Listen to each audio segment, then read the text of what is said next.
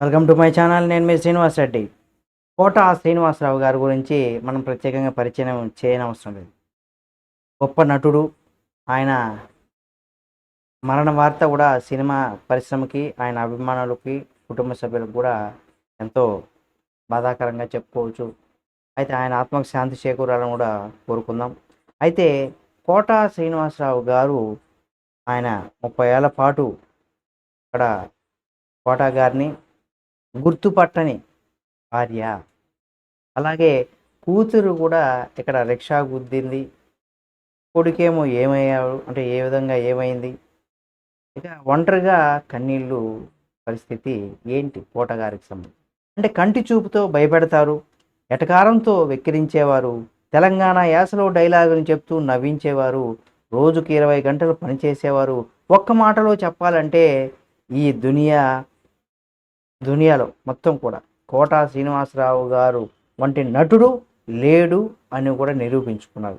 ఎందుకంటే ఊహించని దానికంటే 1000 రెట్లు అభిమానం, వందలాది మంది అంటే సినిమాలు చేసి సంపాదించి ఏదైతే ఉందో డబ్బు, కోట్లాది రూపాయల ఆస్తి, ఆయన కోట మనసును ఇక్కడ సంతోషింప చేయలేదు. పైగా గుండెల్లో దుఃఖం తనకు వెంటాడుతూనే ఉండేది. కారణం కొడుకుని కోల్పోవడం. అయితే 2010 జూన్ 21వ తేదీన రోడ్డు ప్రమాదంలో కోట శ్రీనివాసరావు గారి కుమారుడు ఆంజనేయ ప్రసాద్ మరణించాడు. తనకు తల కొరువు పెట్టాల్సినటువంటి కొడుక్కి, అంటే కోట గారికి తల కొరువు పెట్టాల్సిన కొడుక్కే ఇప్పుడు కొడుకే తల కొరువు పెట్టేటువంటి స్థితి. అంటే తానే అంత్యక్రియలు చేయాల్సి రావడం, అది తల్లడిల్లిపోయారు. ఆ బాధ నుంచి కూడా ఆయన బయటపడ్డారా అంటే అని అడిగినప్పుడంతా మర్చిపోవడానికి ఏమైనా ఒక జ్ఞాపకమా జీవితం, ఎలా మర్చిపోతాను అంటూ ఒక నిట్టూర్పు విడిచారు. కానీ నటుడుగా బిజీగా ఉండడం వల్ల ఆ బాధను ఎంతో కొంత తట్టుకోగలిగారని కూడా చెప్పుకోవచ్చు. పెళ్ళి అయ్యాక కష్టాలు ఇది ఒక్కటే కాదు. ఆయన జీవితంలో కష్టాలకు కొదవలేదు. కోట మాటల్లోనే ఆయన ఒక ఇంటర్వ్యూలో కూడా కోట శ్రీనివాసరావు గారు మాట్లాడుతూ కూడా చెప్పుకొచ్చారు. 1968తో అంటే 68వ సంవత్సరంలో రుక్మిణితో ఆయనకి పెళ్ళి అయింది. రుక్మిణి గారితో 1973లో నా భార్య డెలివరీ అయినప్పుడు ఒక విషాదం జరిగింది.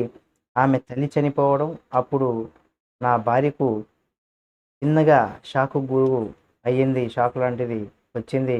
దాన్ని నేను గమనించలేకపోయాను. తర్వాత తను సైక్రాటిస్ట్ పేషెంట్గా కూడా మారిపోయింది.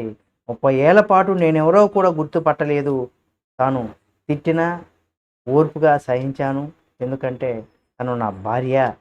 ఆ విషయం పైన కూడా నాకు చాలా అంటే ఆ విషయంలో నాకు చాలా క్లోజ్గా ఉండేవారికి మాత్రమే ఇది తెలుసు. మిగతా ఎవరు కూడా ఎప్పుడు కూడా చెప్పలేదనేసి కూడా ఆయన చెప్పడం జరిగింది. ఒంటరిగా కన్నీళ్ళు. నా రెండో కూతురు ఎంకామ్ చదివింది. ఎప్పుడు రిక్షా ఎక్కలేదు అని విజయవాడలో బంధువులతో కలిసి ఒక రిక్షా ఎక్కింది. ఎదురుగా బ్రేకులు ఫెయిల్ అయినటువంటి ఒక లారీ రిక్షాను గుద్దింది. ఆ ప్రమాదంలో కొందరు చనిపోగా నా కూతురుకు కాలు కోల్పోయింది. ప్రాణాలతో బయటపడింది. బ్యాంకులో ఎవరి దగ్గర అయితే గుమస్తాగా పనిచేశానో ఆయన నాకు ప్రియాంకుడయ్యారు. నా కూతురి జీవితం బాగుపడిందని కూడా సంతోషించే లోపే నా కుమారుడు చనిపోయాడంటూ కూడా ఆ భగవంతుడు ఎంత ఇక్కడ పేరిచ్చాడో, అంత కష్టాలను కూడా ఇచ్చాడనేసి కూడా చెప్పుకొచ్చాను. ఆయన గుర్తు చేసుకుంటూ అప్పుడప్పుడు ఇంట్లో కూర్చొని ఏడుస్తూ ఉంటాను అనేసి కూడా కోట శ్రీనివాసరావు గారు ఆ ఇంటర్వ్యూలో ఎమోషనల్ అయిపోయారు. అంతేకాకుండా కోట శ్రీనివాసరావు గారు జూలై 13న అనారోగ్యంతో కూడా మనకి ఆయన కన్ను మూసిన విషయం తెలుసు. అంటే కోట ఎప్పుడు కూడా ఆయన ముద్దుగా కోట అని పిలుస్తుంటారు. వయసులో పెద్దవారే, కాకపోతే చెప్పేటప్పుడు మీకు ముద్దుగా ఆయన అందరి పిలిచేదే కాబట్టి నేను చిన్నవాడిని అయినప్పుడు కూడా ఆ రకంగా సంబోధిస్తున్నాను. అయితే ఇక్కడ కోట గారు ఎప్పుడు చెప్తూ ఉండే ఒక మాట ఉంది. నేను చచ్చేదాకా నటించాలి, చచ్చిన తర్వాత నటుడిగా బతకాలి అనేది ఆయన ఎప్పుడు అంటూ ఉంటారు. 100% ఆ విధంగానే ఆయన చివరి నిమిషం వరకు కూడా నటుడుగానే అంటే నటించాడు. చివరి వరకు కూడా నటుడుగానే చనిపోయిన తర్వాత నటుడుగా బతకాలి అనేది ఆయన కోరిక 100% నిజమైందని కూడా చెప్పుకోవచ్చు. ఇది ఆయన భార్య 30 సంవత్సరాల పాటు ఆయన గుర్తుపట్టలేకపోయినటువంటి పరిస్థితి. ఎన్నో కష్టాలు అనుభవించారు ఆయన. వీడియో మీకు నచ్చితే లైక్ చేయండి. కోట గారికి సంబంధించి మరిన్ని వీడియోలు కూడా మళ్ళీ మేము ముందుకు తీసుకొచ్చే ప్రయత్నం అయితే చేస్తాం. మరిన్ని వీడియోల కోసం మన ఛానల్ సబ్స్క్రైబ్ చేసుకొని పక్కనే ఉన్న బెల్ బటన్ నొక్కడం మాత్రం మర్చిపోకండి.